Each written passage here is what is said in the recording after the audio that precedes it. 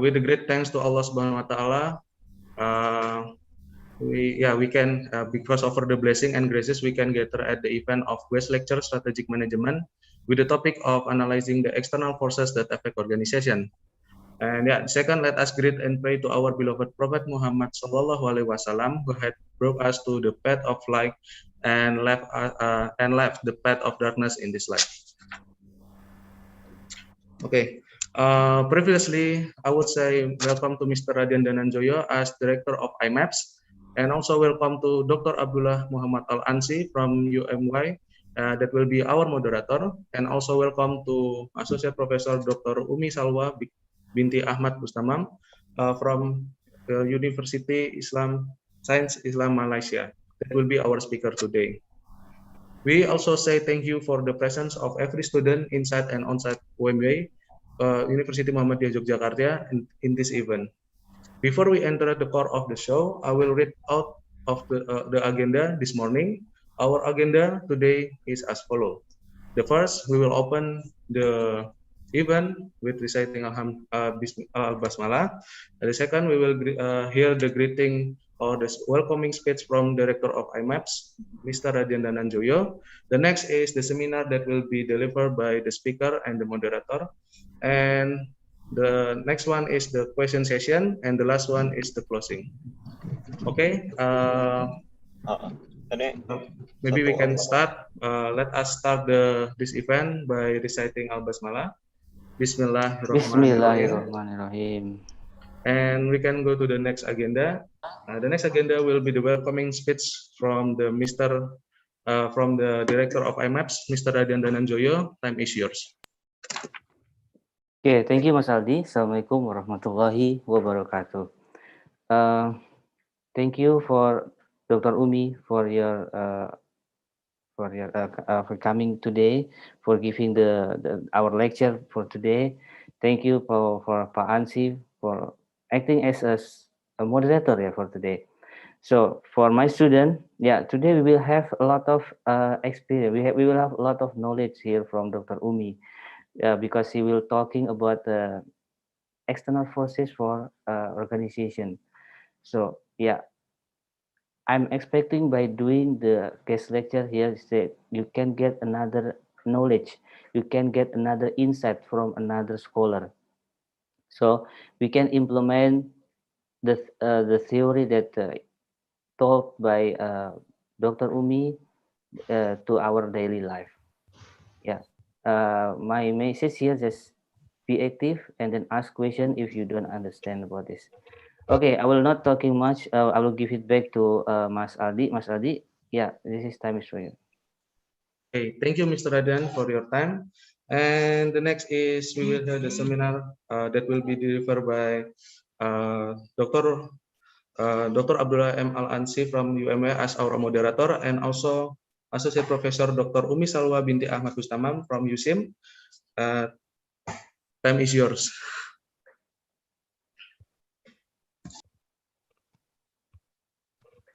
Okay, thank you, Mr. Aldi. Maybe nothing left to say. We will let our associate Prof, Dr. Ummi, please. The time is yours. You can start your presentation. Okay, thank you very much. Bismillahirrahmanirrahim. Rabbi shrah li sadri wa yassir li amri wahlul 'uqdatam min lisani yafqahu qawli. Amma ba'd. First of all, Assalamualaikum warahmatullahi wabarakatuh. Very good morning, everybody from Bandar Baru Milai, Negeri Sembilan, University Science Islam Malaysia. So, inshallah today I'll be sharing my little knowledge on the topic given to me, entitled Analyzing the External Forces that Affect Organization. So, let me share my screen now. Can I share the... Yes, you can, ma'am. As the co-host? Yes, you can. Okay, all right. Thank you.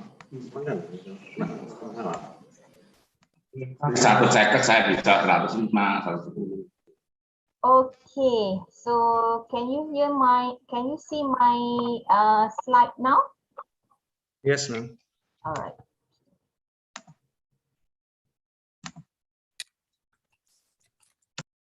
Okay.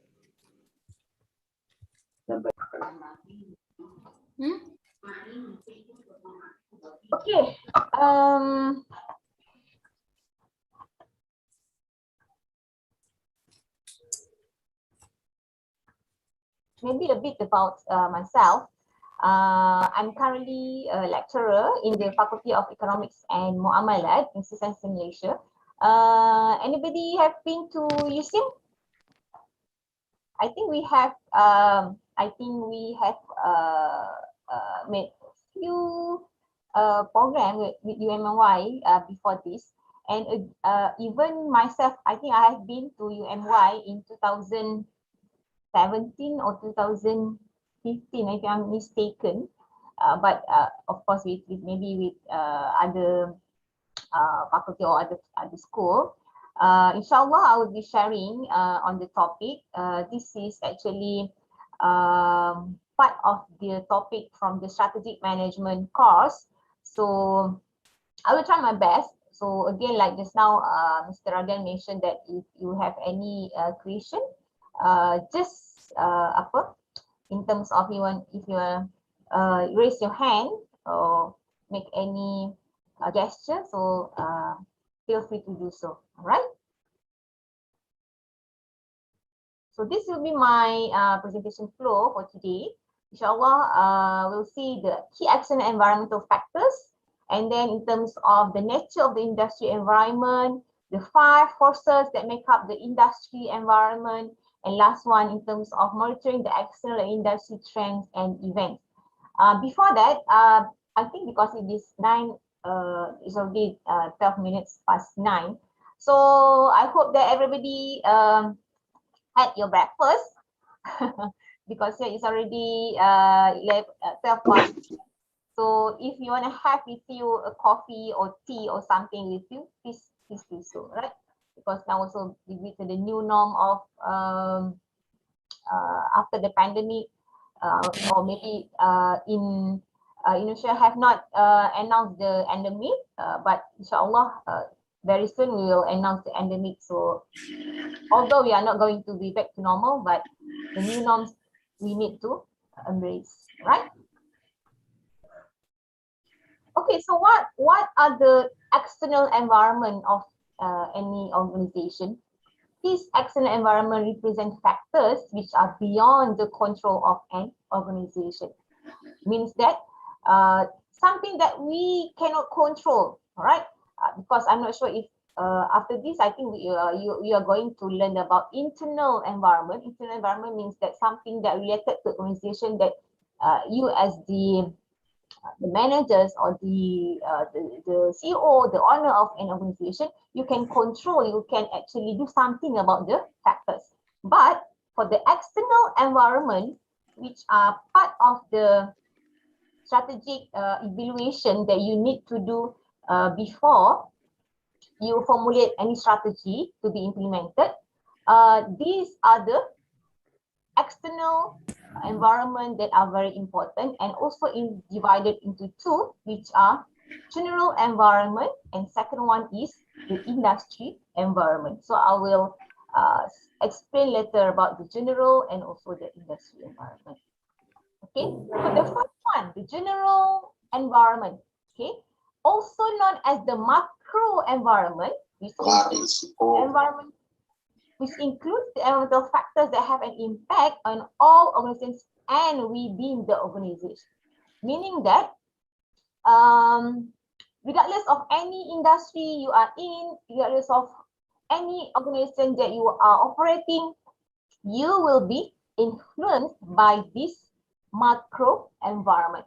Right? So let me share with you. We have the simple acronym PESTLE. Okay, starting from political factors, economic factors, socio-cultural factors, technological factors, ecological factors, and last one is the legal factors. Okay, so for the students, I think it will be very easy for you to remember is the PESTLE factors, right, for the general environment.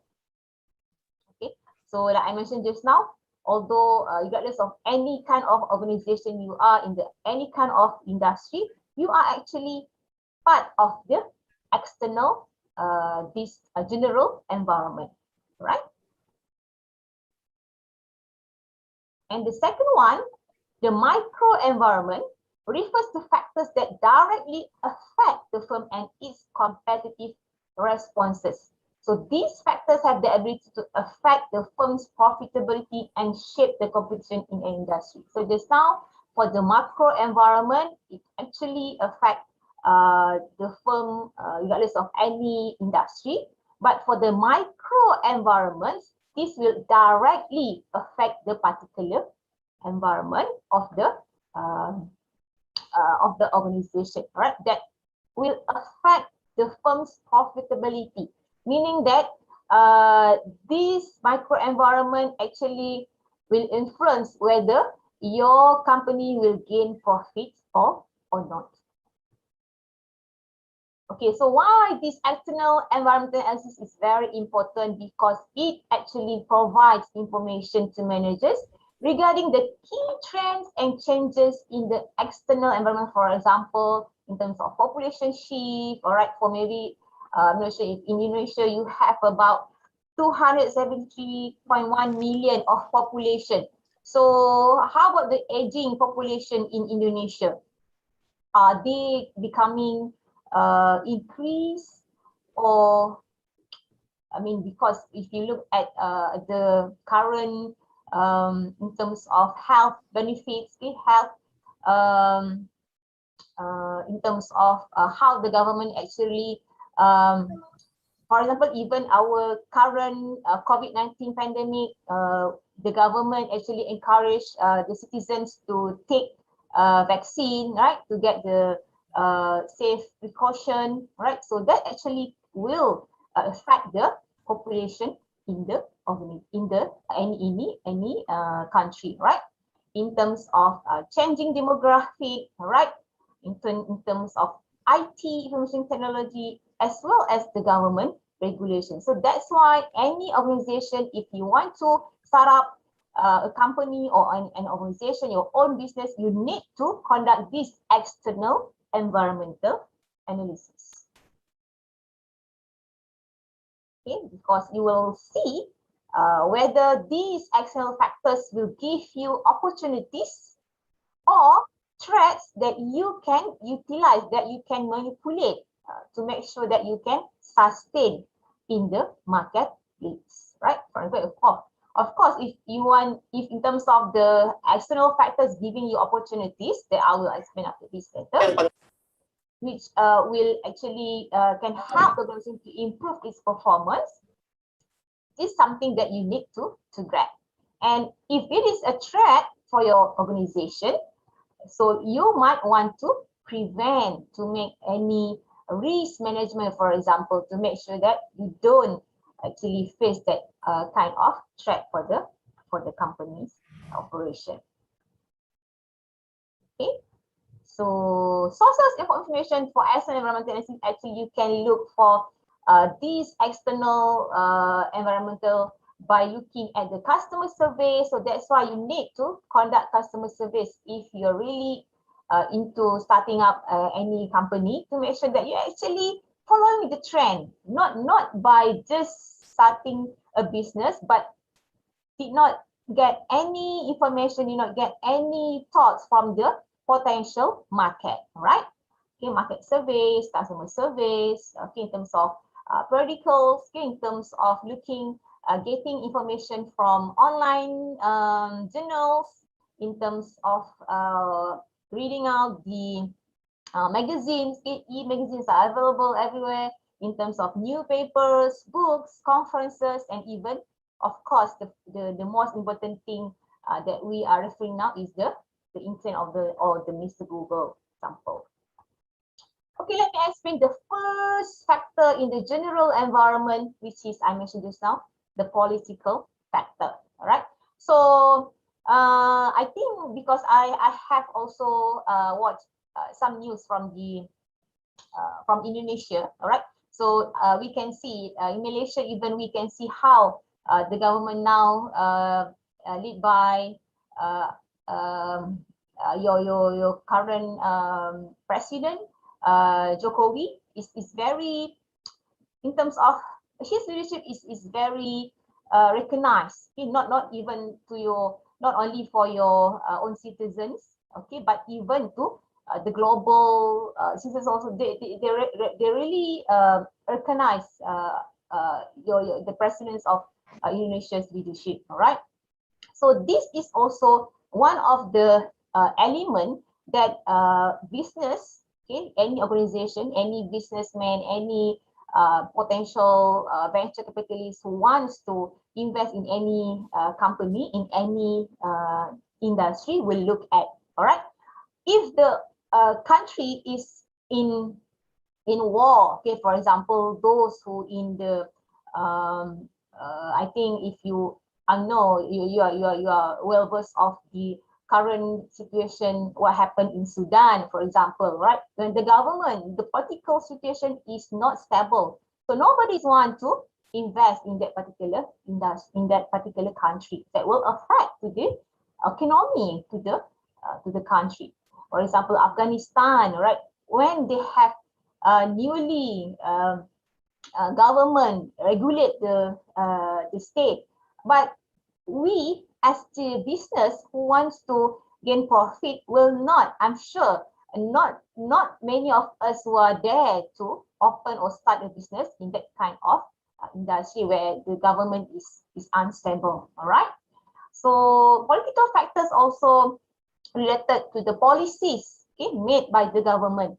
Okay, for example, in Malaysia, we have our tax policies maybe keep changing based on the changing of the government. I'm sure also you in Indonesia also can see how our government is, not to say unstable, but yeah, we have our own internal political affairs, but still stable in terms of economic, alhamdulillah. But that are actually part of the factors that influence the investors who wants to decide making business in the country. Okay, in terms of tax policies, for example, in Malaysia before this we have GST, and then we back to SST. All right, so all those kind of policies are actually related to the business. In terms of consumer protection laws, okay, how the government actually protect the customers in the country to make sure that the consumer are not protected, okay, not selling things that may be illegal, all right, not selling goods or products that are very expensive, all right. In terms of competitive regulations, also very important. Again, it based on the political factors. Okay, these are some of the examples that I can share about political factors, but these are mostly are related to the government policy in terms of stability of the government actually influence, okay, the business decisions. The second factors is the economic factors. Okay, alhamdulillah, just now I actually look at some of the statistics, the recent statistics that actually we can gain from the internet about the unemployment rates. Okay, if you look at this current situation, of course, most of the countries having very high unemployment rate. Okay, because I'm sure that it's very easy for you to Google now.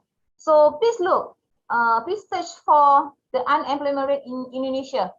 Anybody can share?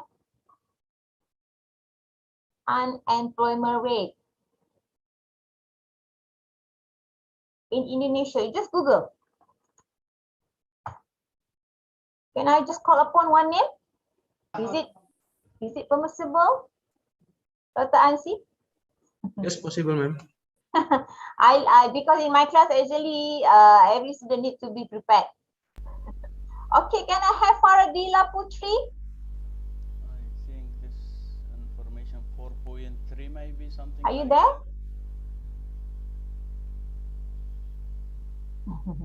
Okay, if your mic maybe doesn't work, you can always get your answer in the chat box. All right. Okay.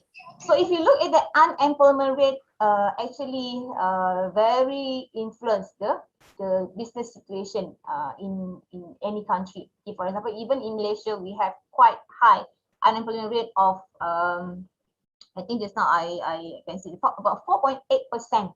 Right, so it's actually increased compared to previous years, where I think it's about 3.6 or less than 3.4%.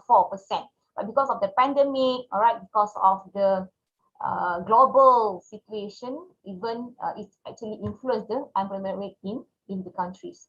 So do I get any answer from that? 6.26%. Unemployment. Okay, all right. Thank you, Dimas Teguh Adikarla, for the response. 7.7%.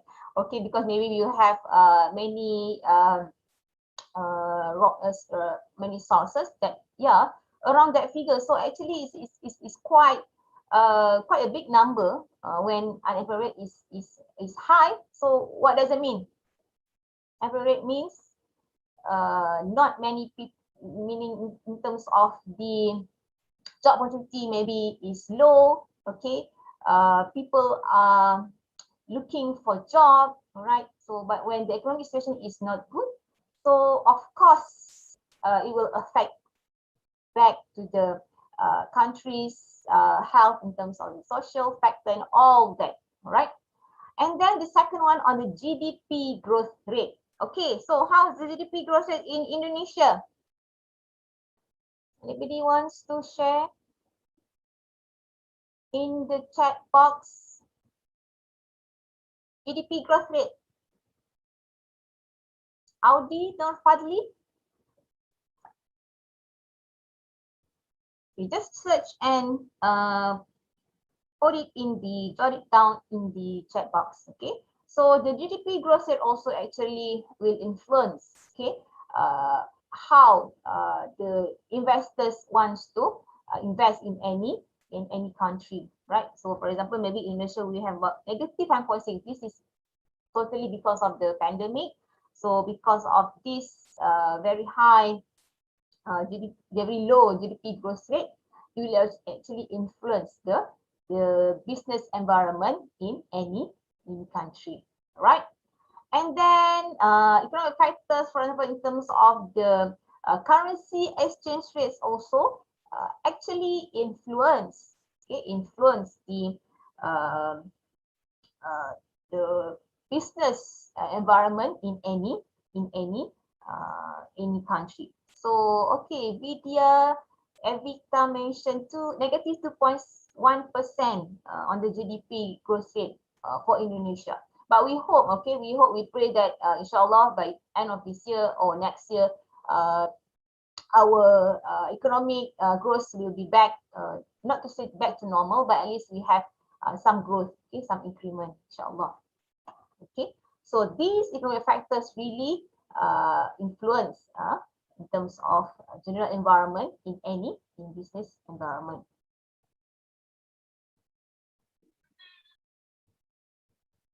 Third one, socio-cultural factors.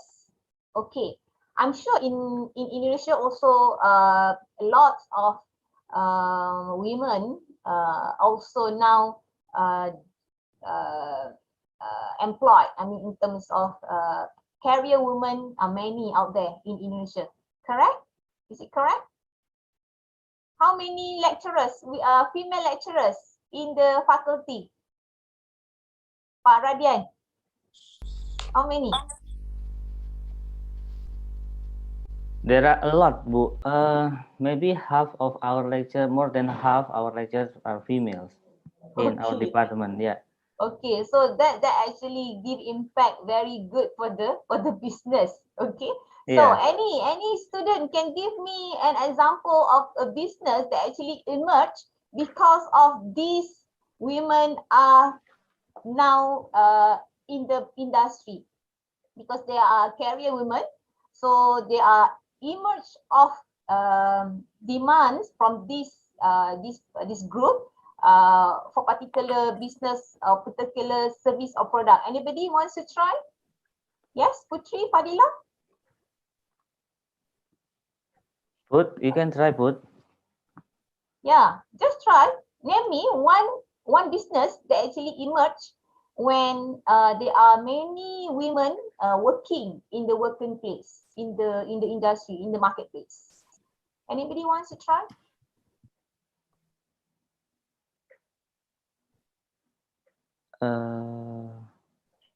Vidya, do you want to try, Mbak?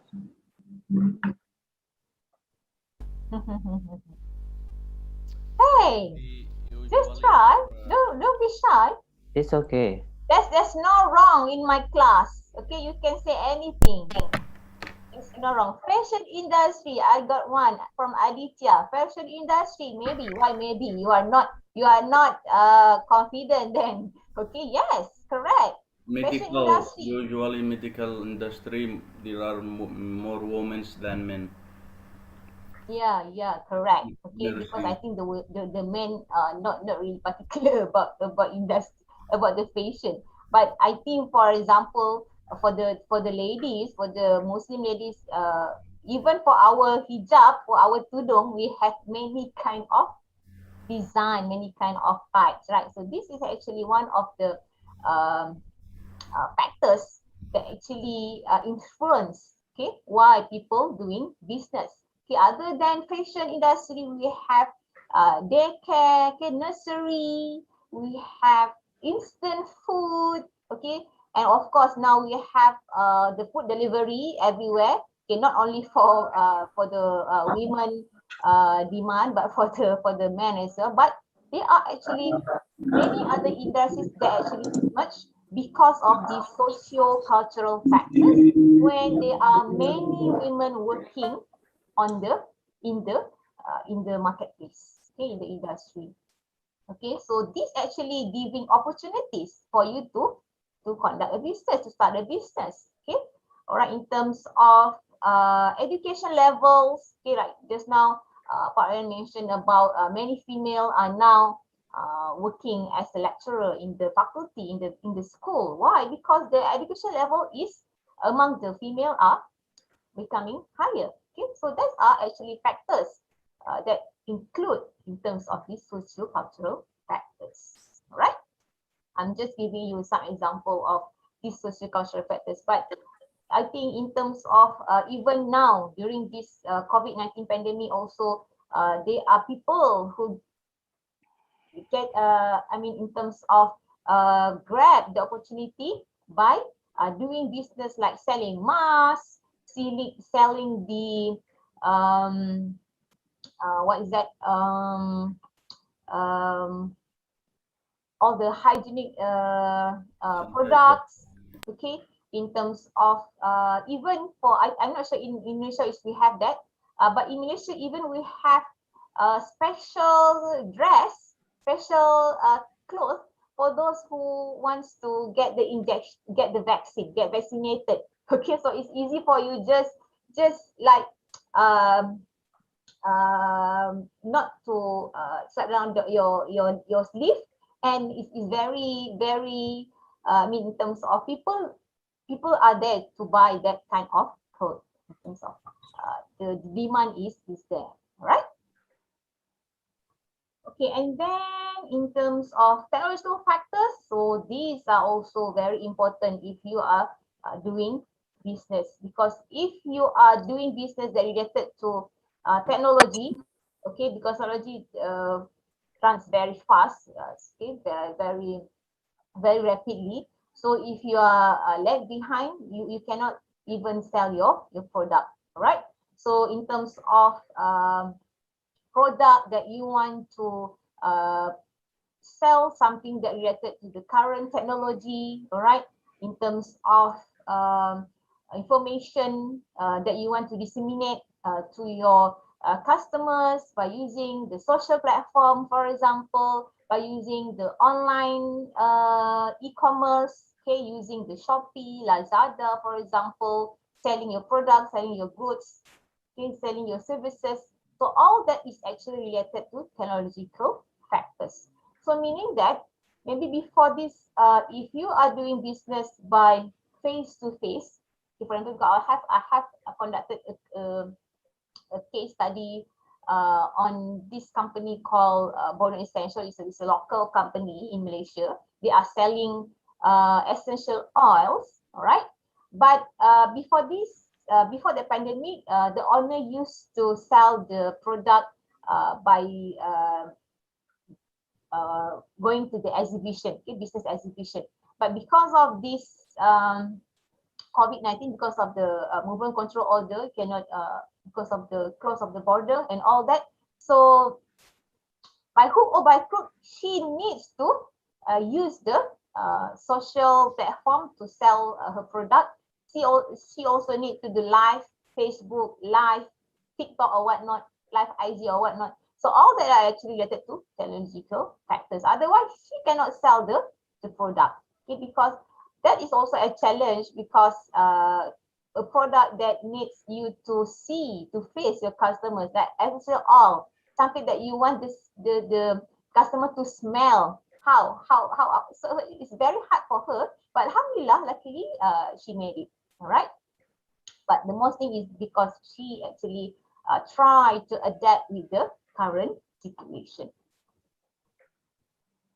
Okay, changes in mobile technology. Okay, so all these are related to the technological factors. Technological breakthrough can create new industries or create new products and services which might render existing products and services redundant. So this is also an example of, I think, how Uber, but I'm not sure if or e-hailing service. The e-hailing service, maybe because it started in back in the US, but now I think in Indonesia, in our Asian region also is everywhere, the e-hailing service. So now because of the e-hailing service, we don't need the cab, the taxi anymore. So there's an issue here in Malaysia when the taxi driver having a petition to actually do not let the e-hailer to run their business. But this is because of technological factors. So by hook or by crook, all these drivers, the taxi drivers, need to adapt with the current situation, because at the end it will make your product or your service obsolete. All right. I think one also of the product that maybe become obsolete is your camera with the film. If you still remember, Pak Radian. Yeah, definitely. The Kodak. Kodak, yeah. Yeah, Kodak or Fuji. I still remember. Okay. Yeah, but using the that's film. not, Yeah. but we are not using it anymore. Okay, it become obsolete. Okay, because you can use your smartphone to take picture, to take photos. All right. Exactly. Okay, in terms of ecological factors, okay, these are part of the factors in terms of external factors that as a business you need to concern, right? In terms of this kind of business, that when you start related to something, your business actually provide pollution, air pollution, noise pollution, okay, water pollution. So if you want to start a business, you have to adhere to the regulations related to the this pollution act in any country. I'm sure that every country have their own regulations and regulations, so you need to follow if you want to start a business. Okay, so even to make sure that business can boost, okay, when they can actually grab opportunity by using the 7R concept. Okay, if you look at the 7R: reduce, reuse, recycle, rethink, refuse, repair, repurpose. Some business person actually take these considerations to come up with a product. Okay, for example, I think when they use this recycle concept, even in Malaysia we have the regulation that we cannot use anymore the what's they call it, the food packaging that made from polystyrene, the polystyrene pack. So it is prohibited in Malaysia. But I think in Indonesia you already use the paper, right? The paper made packing, food packing. So that's actually part of the ecological factors that provide opportunity for who wants to put it into a business. Even even if you are doing business, you need to take into consideration of not using or not offering plastic bag.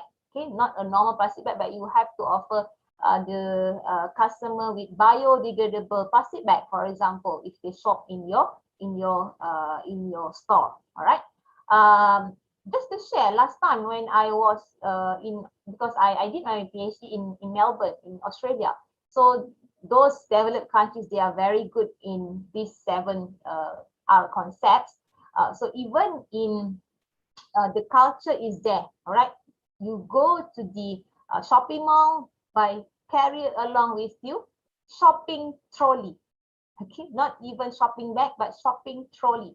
But the shopping trolley is allowed everywhere in the shopping mall. Means that you are not being prohibited to enter any outlet because you carry along your shopping mall. But in Malaysia, I'm just taking you just an example. If in Malaysia, the guard in front of you will stop you to enter the mall if you bring along a heavy shopping trolley with you. So that kind of culture also actually related to this general environment, for example, related to this ecological factors.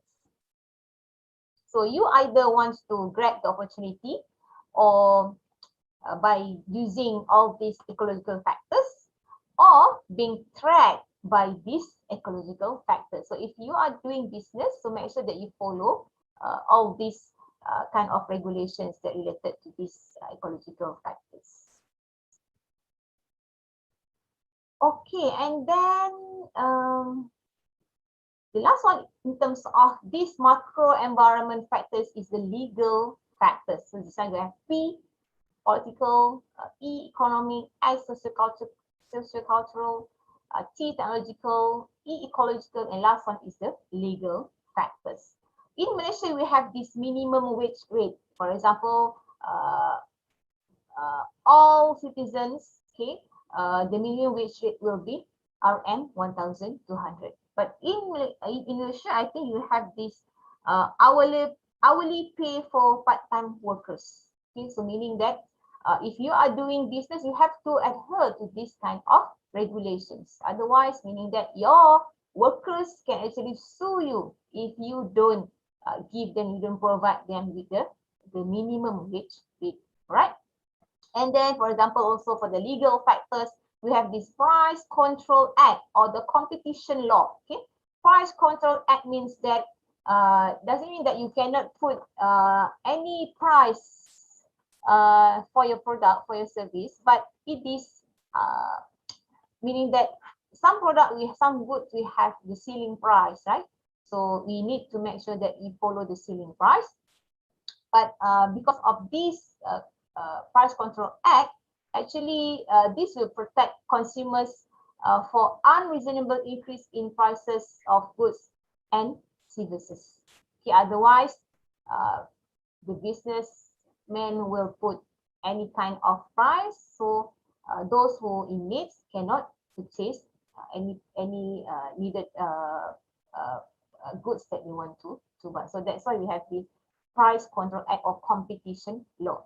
Doesn't mean that the government doesn't want you to compete in each other in the industry, in the market, but you have to follow this Price Control Act and also the competition law, right? Okay, now let us move to the second one, which is the industry environment. Okay, so previously I have already shared about macro environment. Macro environment, again, those factors that beyond our control, okay, meaning that we cannot control the political environment. We cannot control the economic factors. We cannot control the legal factors. Okay, beyond our control. But this micro environment actually is, inshallah, under the control of the business owner of the business person. Right. So these factors are analyzed to assess how the process of the organization's immediate environment affect the attractiveness or profitability control of the firm. So basically, we need to analyze the micro environment to see whether our business will gain profit or not. Okay, meaning that before we enter any industry, we want to see is the industry valuable? Is the industry profitable? Otherwise, why? No harm to. I mean, why don't you dare? Why you dare to enter that industry, right? So, in analyzing this microenvironment, we can use this Porter's 5 forces model. So, although it's maybe quite a long time, established in 1980. But this is one of the most widely used and best known conceptual framework to assess the industry environment. Again, why we want to analyze the industry environment? Because we want to see whether the industry is attractive or not for us to join, okay, to start a business. But if you're already in the business, if you're in the industry, we want to see whether the industry we should stay, sustain, or we want to exit the industry. Okay, so these are the 5 forces that I mentioned. So we have new entrants, trend of new entrants, bargaining power of suppliers, trend of substitutes, competitive rivalry, and last one is the bargaining power of customers. So we have these 5 forces. The first one, trend of new entrants. Okay. So new entrants and industry can raise the level of competition. Means that if the industry is, for example, I'll give you an example of maybe food industry, okay? F&B, food and beverage industry. So many players currently in the business, and in terms of new entrants also, it's very easy to enter the industry. Okay, even you yourself as a student, you can start a business in the food and this F&B. Very easy, I think, because based on my own experience being the director for entrepreneurship center in my university, F&B industry is very easy for students to enter. Why? Because you just need very small capital for investment to start the business. Okay, for example, maybe you just want to sell keropok. Okay, so you buy you buy the crackers in bulk, and then you pack it into a small packaging, and then you can sell already to your friends, maybe from door to door. If you stay in the hostel, so it will be a door-to-door business. So it's very easy for you to join the industry. Okay, so the trend of new entrants depend on the barriers to entry. So if the industry have many threats, for example, there are many differentiation in terms of the product offered. Okay, in terms of, as I mentioned about the capital requirement, in terms of switching cost. Switching cost means that if you want to buy, or if you're a customer, okay, if you're an individual, if you want to buy one product, for example, maybe anything, or maybe I think it's good to give example of smartphone. Okay, so smartphone for the students, maybe if you are very particular about brand, you want something that phone that branded, that have many gigs, many bytes, many apa lagi in terms of the features. Okay, so you don't you just want to buy the product without knowing the price. But or you don't care about the price, meaning that if the iPhone costs you about if in Malaysia it is about 6 or 7,000 or 5,000, the cheapest one, but if the Samsung phone is features maybe similar, you just want to buy Samsung because the switching cost is very high, meaning that if you buy iPhone, it will cost you very much, so that's why you will just want to buy Samsung, for example. But if the price is the same, for example, the food maybe, for example, maybe what was the price for nasi? What was the price for lunch? Maybe for nasi, what do we have in Jogja? Do you have nasi uduk? We have nasi kucing, Bu, here. Nasi kucing. Okay. The small portion. This is very famous in Jogja. Oh, okay. Yeah, so how much is the price for one bowl? I don't know how much the price at the moment. Nasi kucing, Mas Mbak, around 5,000 maybe, yeah. 5,000. Yeah. 5,000. 2,000 even, sir. 2,000. 2,000. Oh, Yeah. 2,000. So I think maybe you can compare here, like we also have, you call it nasi budget. So meaning that if the switching cost for one stall to another stall is very low, so you don't mind to switch from one seller to another seller. But if the switching cost is very high, maybe you'll calculate first before you switch to another brand, for example. Okay. So these are part of the new entrance track. Okay, meaning that if the industry many players and most of the players are actually selling at the same price, so the track will be very low. Okay, but very high. But if the in terms of your product is unique, okay, your price is unique, and not many players are producing the same features of your product, so the threat will be low. When there are many players, so the threat will be high. Okay, many players, high.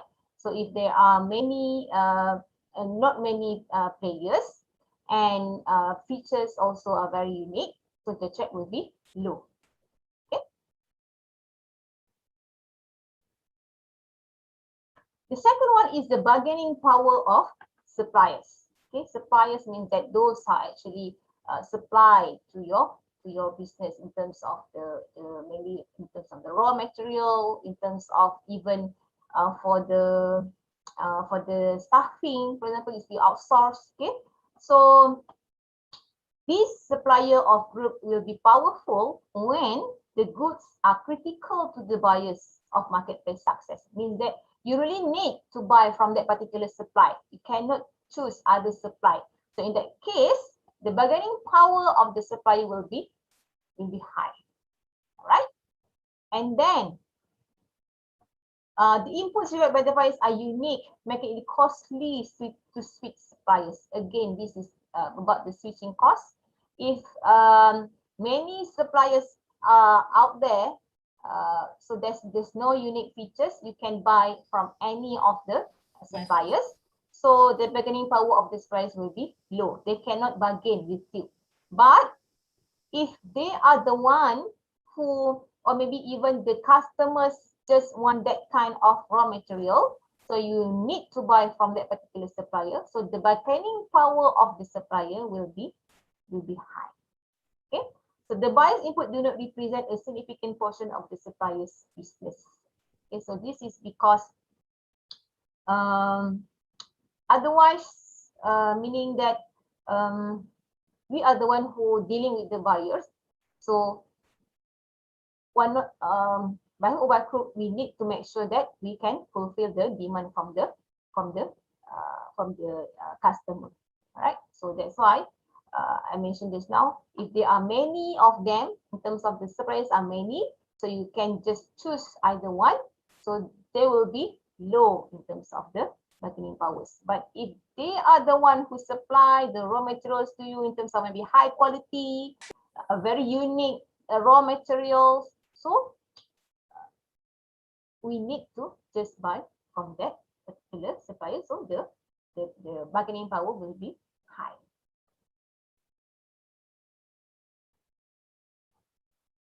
Okay, the rice liquid are only available from a small group of suppliers. Okay, because the suppliers can sell directly to the firm's customers by passing the need for the firm. So this is where the bargaining power of suppliers will be high. So it's very difficult for us to maintain the supply when they can actually direct to the customers. So all these factors are very important for us to consider.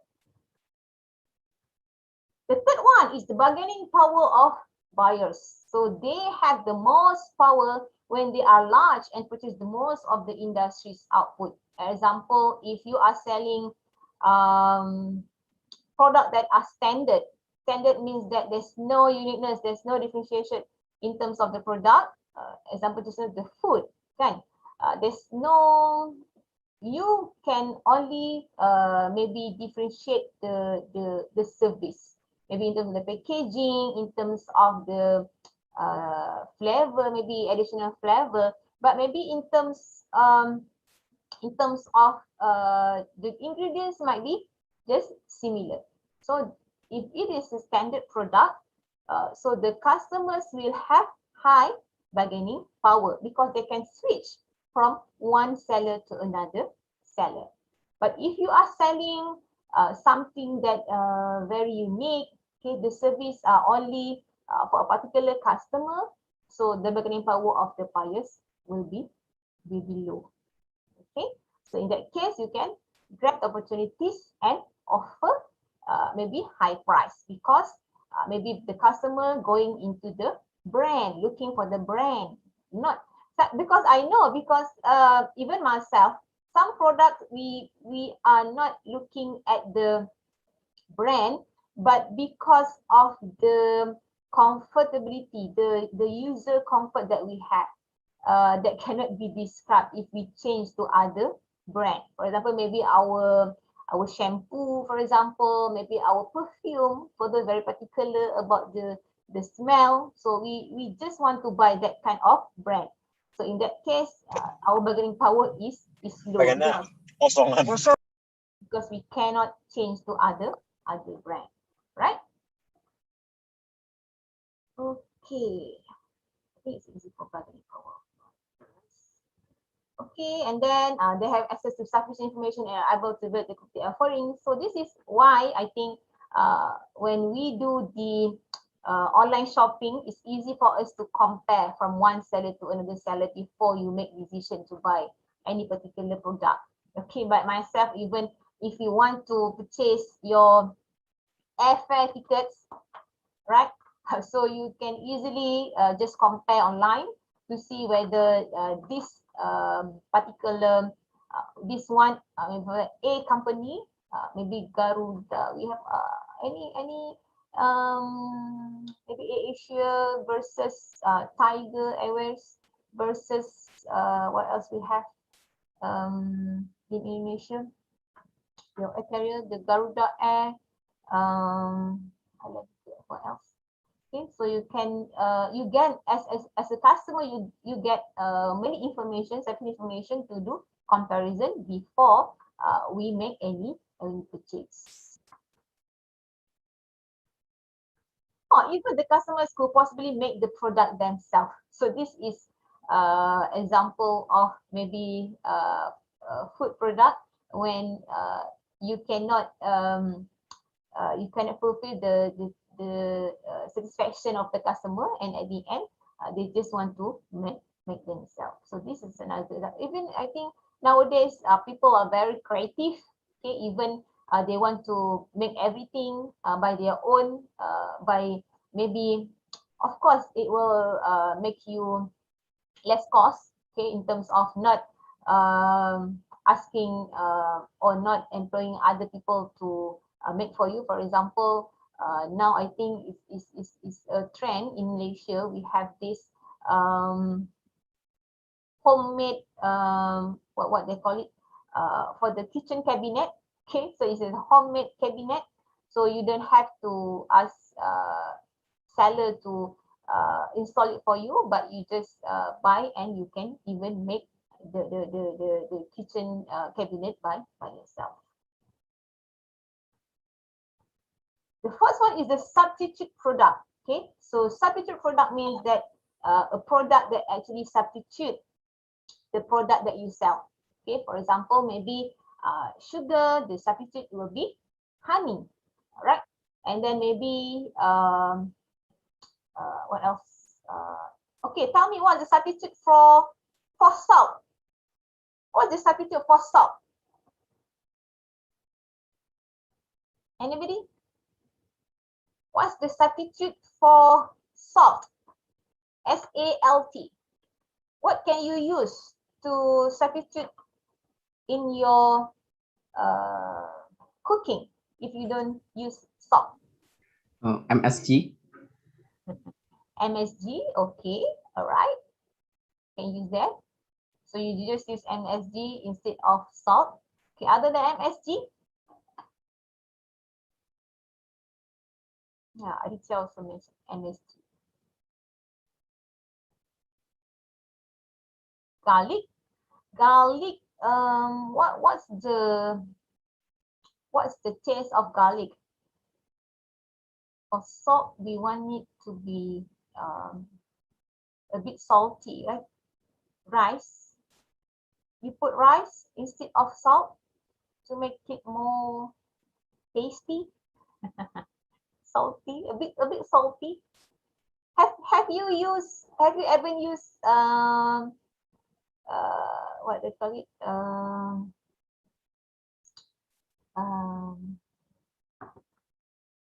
Because I used to cook for my little son, so that's why otherwise I also not really particular, because salt is not good for babies, right?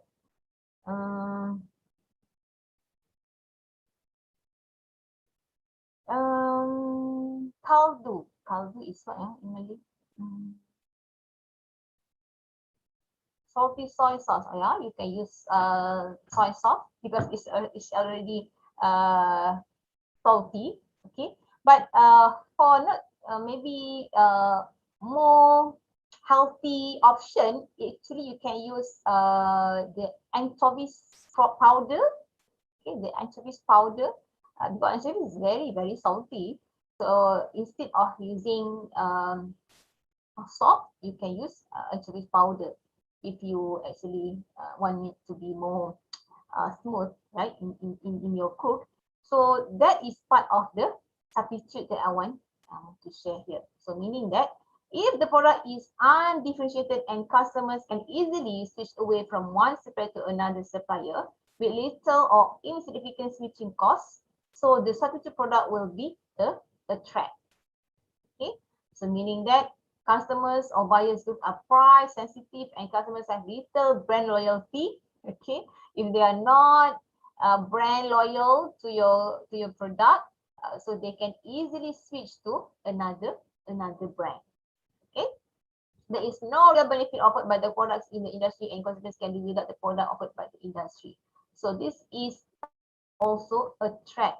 Okay, the substitute will be a threat because meaning that there's no different or many in terms of the features, the elements, the quality may be just similar. So it will be the threat for your product. Okay, but nowadays I think that's why people even dare to pay a lot of money to use helicopter.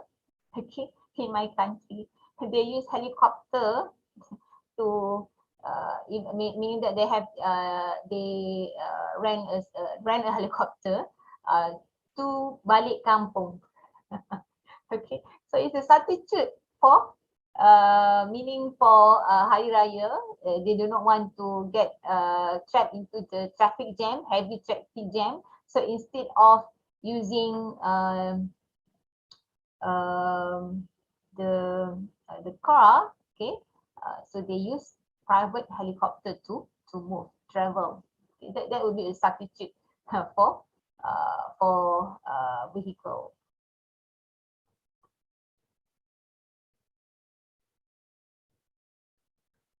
Okay, and then last one is the rivalry among competitors. So this is also the strongest of the 5 competitive forces and can vary widely among industries. So if rivalry among the competitors is intense, companies in the industry may need to enhance their product offerings to keep customers, and firms may earn less profit. So that's why I mentioned, if you can see that at that particular industry that you want to start a business, many players, you might want to think twice or thrice whether should I join the industry or not, because pretty sure that you are not going to gain much profit because there are many players out there. Otherwise, you are offering something unique, something different, something that the rivals are not offering. Okay, so when the rivalry are at most intense, when the industry has 2 or 3 dominant firms, okay, which are battling to be the dominant firms in the industry. So that's why even when we cannot, the local companies, sometimes they cannot compete with the foreign companies who operate in the country. Why? Because they are the dominant. Okay, they are actually selling the quality, high quality product, high quality service. For example, maybe in terms of car. Okay, for example, the vehicle produced by the foreign companies, multinational companies, may be very high quality. So the local company cannot compete. So that's another vehicle companies that manufacture car in Indonesia. I think we have 2, but even before this, we heard that we are going to have another the 3rd one, but they said not, because the industry actually battling with the foreign car manufacturers. Okay, so numerous companies in the industry, companies directly is equal in size and power, right? And the firms are competing in a slow or shrinking industry. Okay.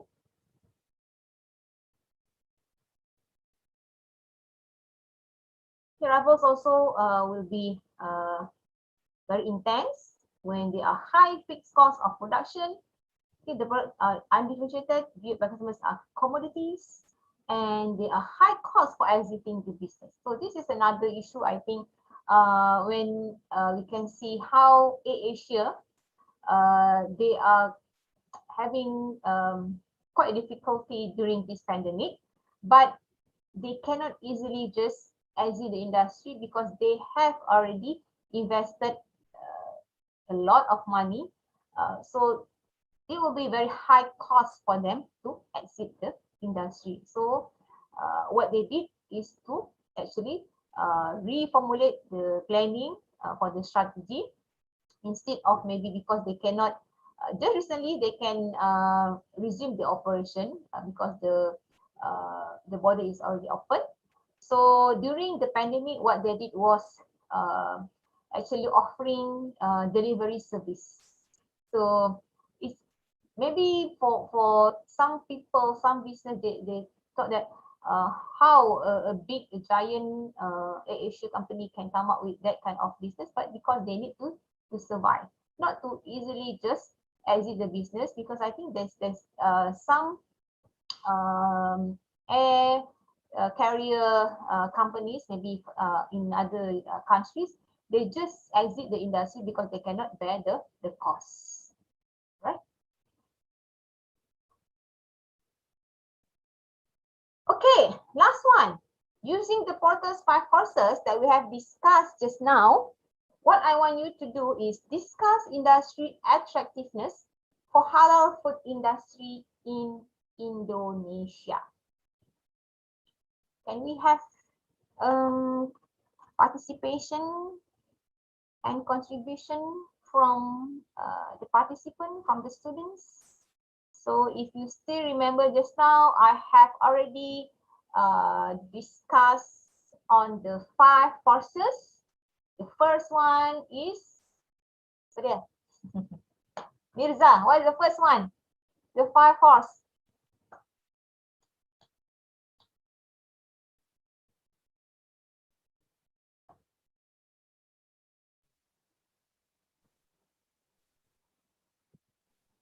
How about Birul? Birul Alwaldiani?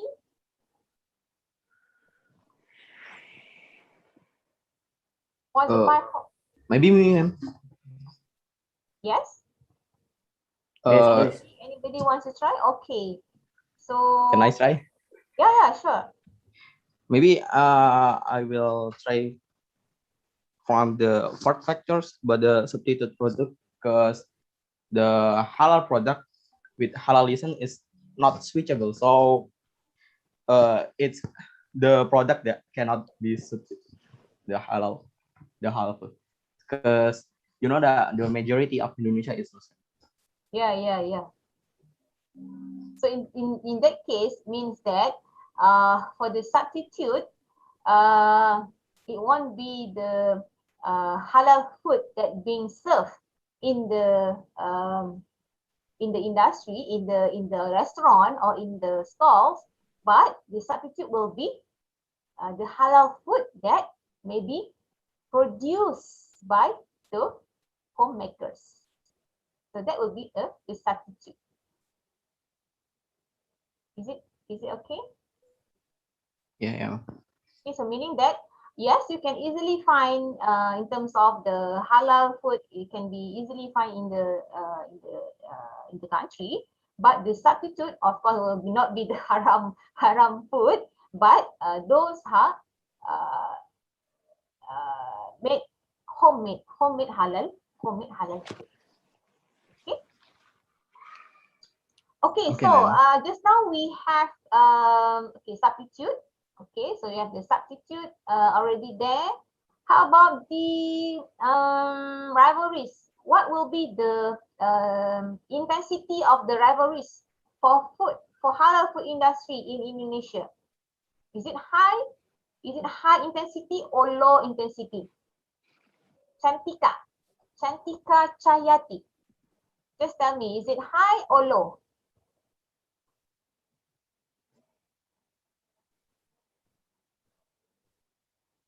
Because we have the 5 forces. So basically the 5 forces looking at whether it is high or is it low in terms of the bargaining power and also in terms of the threats. Okay. So just now we have discussed about the substitute for halal food industry will be the homemade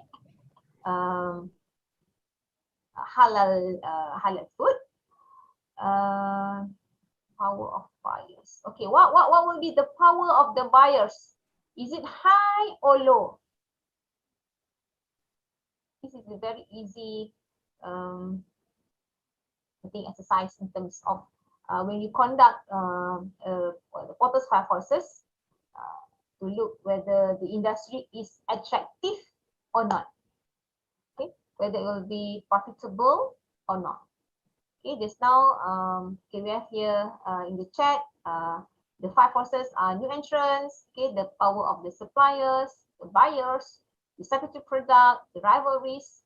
So we need to see all the 5 forces, whether the intensity is high or low, right? For example, just now, if the substitute product may be not many, okay, so the threat will be low.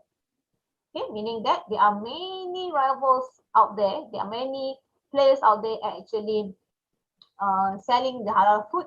So very easily to access in terms of the price, also not very expensive. Okay, because we have accessible in terms of the restaurant, in terms of maybe instant food, halal instant food. Okay, so in terms of rivalry, maybe very high, right? So how about the power of the buyers? Is it high? Do they have high bargaining power or low bargaining power? Dia Septiani, can you answer me? Can you respond to my question?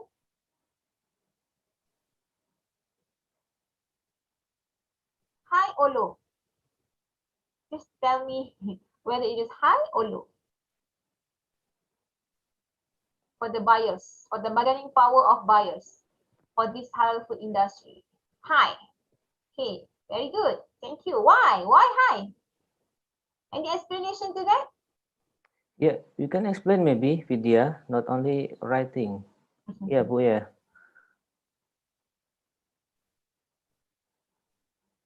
Why? Why do you say it's high bargaining power?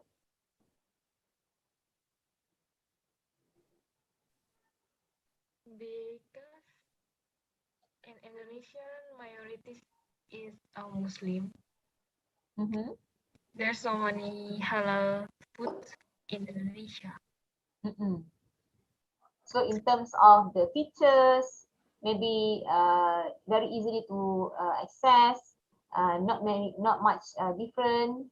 Okay, in terms of maybe the price also, it's not very expensive. Okay, so that is part of the response of why you say it is high bargaining power for the buyers. How about the suppliers? What is the bargaining power for the suppliers for this halal food industry? Are there many halal food suppliers in Indonesia? How about Ahmad Rizal? Can you respond to my question? Mas, Ahmad Rizal, is there anyone can respond to Miss Ummi? Yes, sir. Yeah, can you please respond her question, Mas? Maybe can repeat the question, sir. Okay, all right. Okay, I'm asking just now, I was asking about, are there many suppliers, halal food suppliers in Indonesia?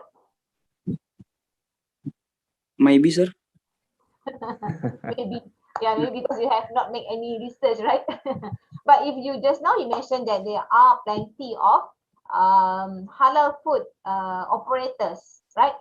So you can see that indirectly in terms of the accessible for the halal food suppliers also are there. All right. So meaning that in terms of when there are many of them supplying the halal food supplies to the operators, the bargaining power will be high or low? Amarija? Maybe high. Why high? There are many of them. Yes. High or low? Can I answer? Yeah, sure. Yeah, please, Raja. In my opinion, it's high because Indonesia is the largest Muslim population in the world. That's why there's a lot of suppliers and. Okay, so when there are a lot of suppliers, do they have high bargain?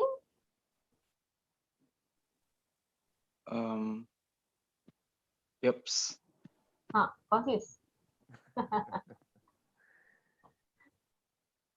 So Raja, she was asking if we have a lot of people, a lot of supplier, so is there any is bargaining power is high or low? High. Still high, ma'am. Why? Wait, I'm not doing a lot of research. I think it's depend on the product, ma'am. Ma'am, can you hear me? I think it's depend on the product. Depends on the product. Okay. It's depend on the material scarcity. Yes. Okay, can you explain further? So I think the bargaining power of supplier Indonesia is normal, I guess. It's not very high or very low. Okay. Okay.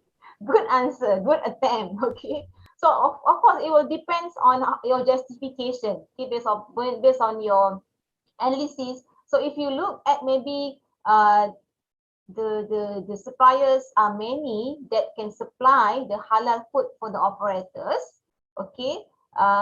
So the bargaining power will be low because there are so many of suppliers and by and we as business can just choose from any of the suppliers to buy. But of course, if the suppliers offer a very unique product, I'm not sure if any halal product that very unique that maybe, of course, I think for the poultry or maybe in terms of what else for because it's usually it's a standard product. Okay, when it's a standard product, but the thing is halal. So, but maybe those companies who have not received any halal certification, for example, they will actually try their best to get the customers to buy from them. So in that case, maybe they have of course in that case they will have low bargaining power. They have to make sure that they have something unique that can they offer to the buyers. Okay, but overall, when there are many of the players for the supplies, okay, there are many suppliers, so not much differentiated product, many not very much different service, so very low bargaining power. They cannot actually because everybody can just buy from there, right? Okay, so I think that's all that I have tried my best to share in terms of the factors that affect the external factors that actually affect organization. So we have already discussed in terms of the general environmental factors just now, the pastel factors, okay, the political, economic, social, technology, ecological, and also the legal. And then we also have discussed a bit on the micro environment, the industry environment that we need to analyze using the Porter's 5 forces, okay, the bargaining power of suppliers, bargaining power of customers, the threat of the new entrants, the threat of the rivalries, and also the threat of the substitutes. So all these two general and also industry environment is very important for you if you want to set up a business very soon, maybe, or maybe you are already having your own business. You can look at all these factors before you jump into a business, or if you're already in the business, you want to see whether you should exit. But maybe although it is not attractive, not to say attractive because there are so many players there, but sometimes you have your own justification why you want to join that particular industry. For example, I mentioned about the food, right? Why? There are so many players in the food and in the F&B industry, but many new entrants also are there. Why? Give me just one response. Why? F&B are many players and many new entrants, but still it is very attractive. Why? Human needs eat food. Because everybody is eating, kind. We eat every day. We need to eat for life. So although many players, many new entrants, okay, bargaining power also is high for the customers, but our justification because the demand is still rich for us, it's very vast for us to grab. Okay, the opportunity is there for us to grab. Okay, so I think that's all, Dr. Ansi and Pak Radian. So I open if there's any question before I end the session. Okay, thank you very much. Okay, thank you very much, Doctor, for your presentation. Please, our students, if you have any questions, maybe you can write down your questions in chat, or maybe you can raise hand. So, Dr. Ummi will answer your questions. Oke teman-teman, kalau ada yang mau bertanya, mungkin bisa diangkat tangannya atau enggak mungkin bisa diketik di chat pertanyaannya teman-teman. Silakan. More than that, if we can conclude what Dr. Ummi talked about today, as we know in strategic management, we have the external and internal analysis. So last week, maybe we discussed how the internal analysis, we are talking about the strength and weaknesses inside one organization. Today we are talking about outside of the organization and that factors that impact organization from outside, or that factors that we don't have control of. So as Dr. Ummi said, there is many factors that we don't expect, like some of them, like coronavirus. Maybe you see how this this is what we call like outside factor, affect all the organizations in the world, and this caused many damage to many organizations and many business and industries.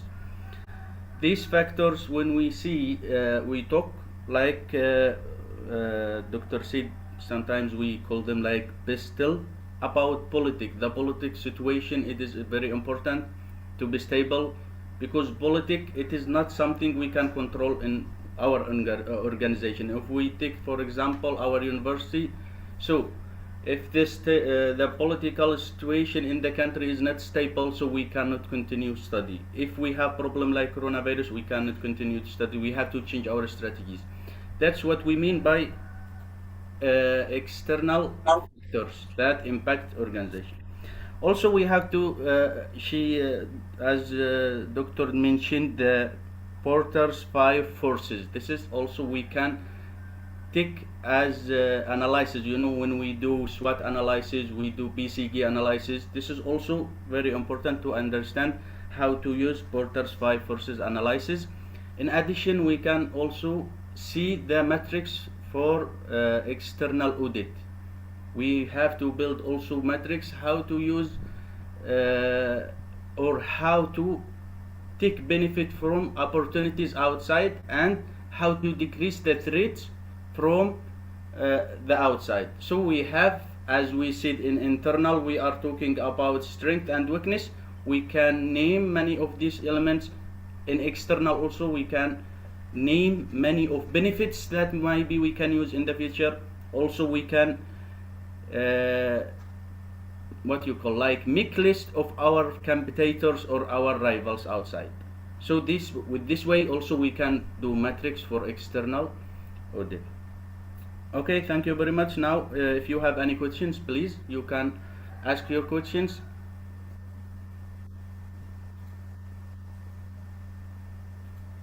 Ayo teman-teman yang pengen ini bertanya. Mias. Yeah, okay.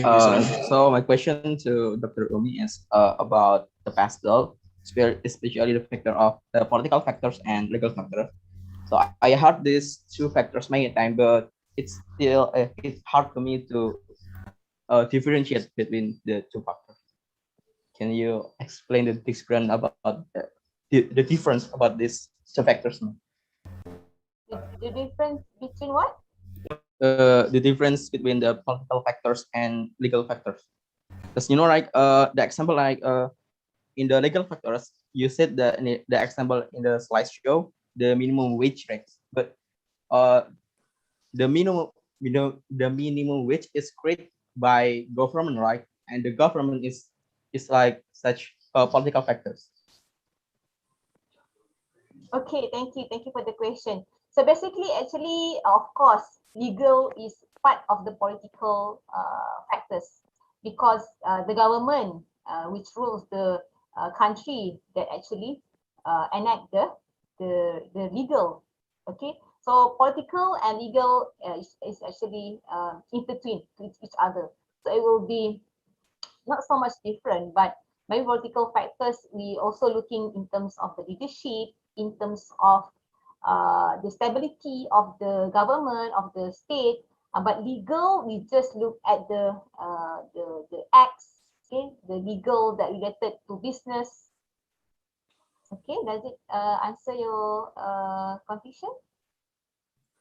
So the legal factors is more direct influence to our business. Both are direct because legal also is actually regulated by the government. So government is related to the political factors. So it's interrelated. Not to say either one is direct or indirect, but of course, when you are doing business, you will see that legal action, okay, legal, the regulation is the one that you need to adhere, because you are doing business, so you have to follow the regulations. Okay, thank you, Doctor. Okay, ada maybe any other question? There's any?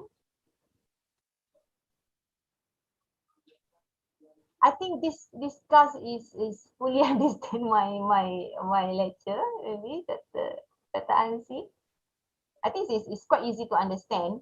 All right, it's just a matter of how you can utilize, okay, the Porter's 5 forces to make sure that whether the industry is attractive for you or not to enter. Okay, because we do not want you to be somebody that doing business without making any analysis. So that's why you are different. Okay, because you learn about this strategic tool. Okay, this is one of the strategic tool before you make any decision to conduct your business. Yes, it is very important we understand our position in the market, what we want to do, how can we implement our strategies.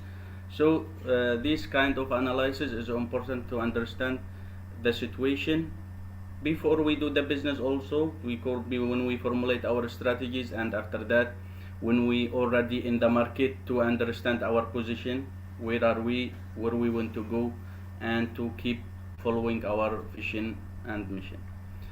Okay, thank you very much, Dr. Ummi. I think there are no questions anymore. I hope our students, you Ada nih Pak, there is a question, one more question. Okay, why take long time? Okay, please, if you can write down, okay, in chat, or you can ask directly. There is one question in chat, maybe I will read. I want to ask, you mentioned 7R for ecological. May I ask which is the most significant in affecting the company? Okay, 7R is actually one of the concept. Okay, one of the concept that now I think whether you want it to be opportunities for you or a threat for you. Okay, like I mentioned just now, for example, if you are doing business, maybe you can actually use the reuse concept to make your customer reuse the product that they have already purchased.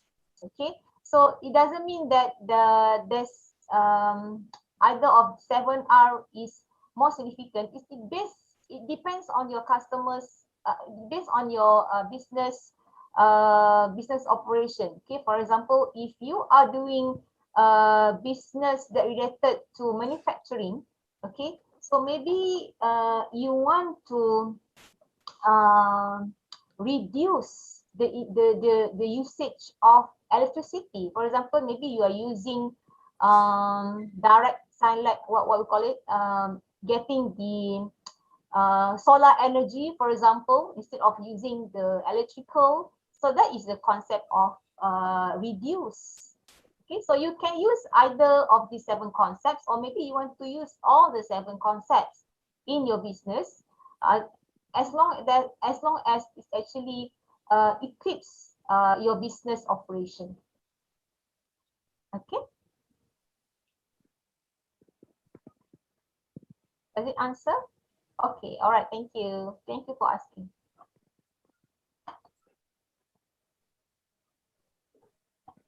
Okay, back to you, Dr. Ansi. Yeah, thank you very much. Thank you, Dr. Ummi, for your presentation today. And I hope all of our students enjoyed this class. There were many information, and also we thank also our director for IMAPS, Dr. Radian, if he is still there.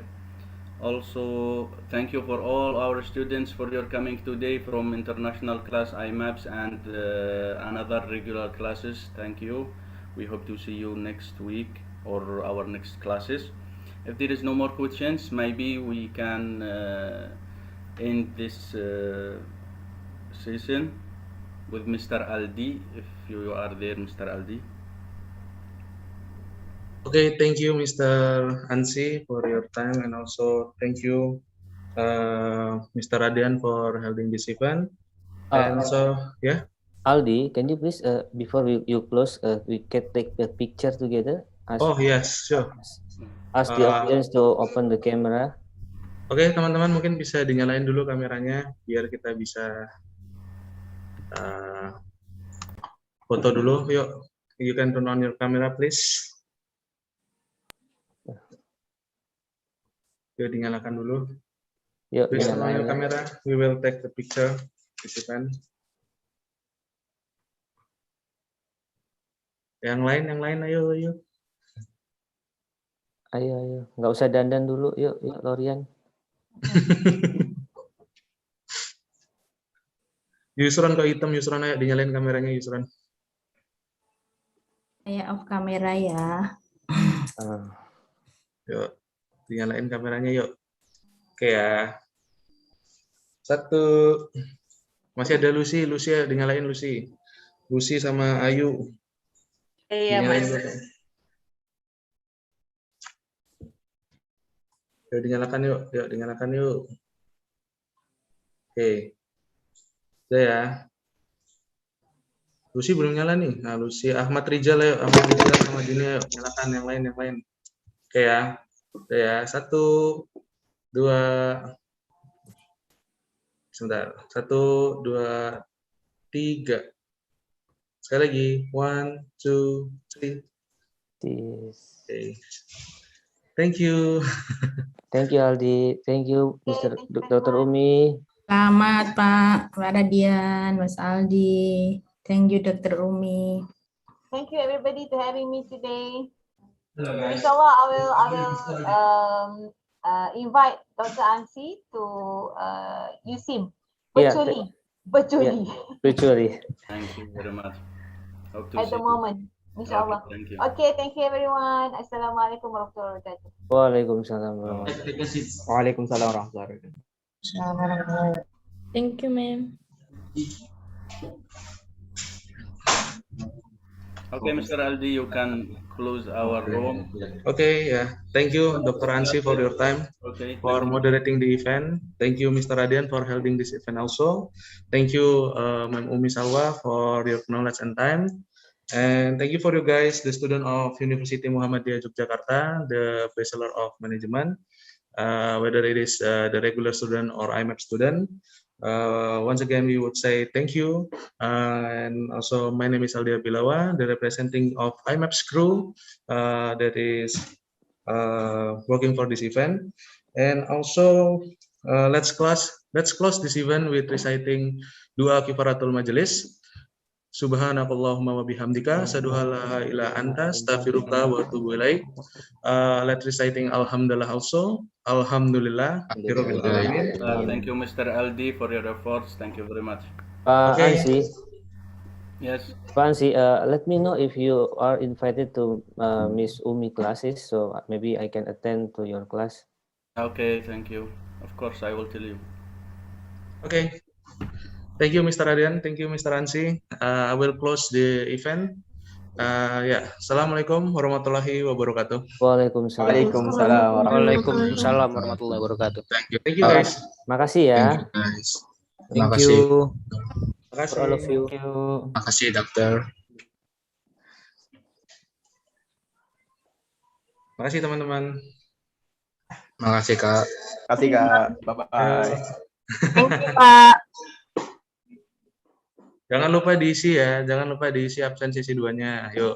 Udah Siap. 3 kali Oh Kak. iya. Oh ya udah, jangan 3 kali juga dong, kan sesinya cuma ada 2. Terima kasih Bu Anda. Yang pertama tadi. Sama-sama Mas Aldi, pamit ya. Siap Bu, makasih banyak.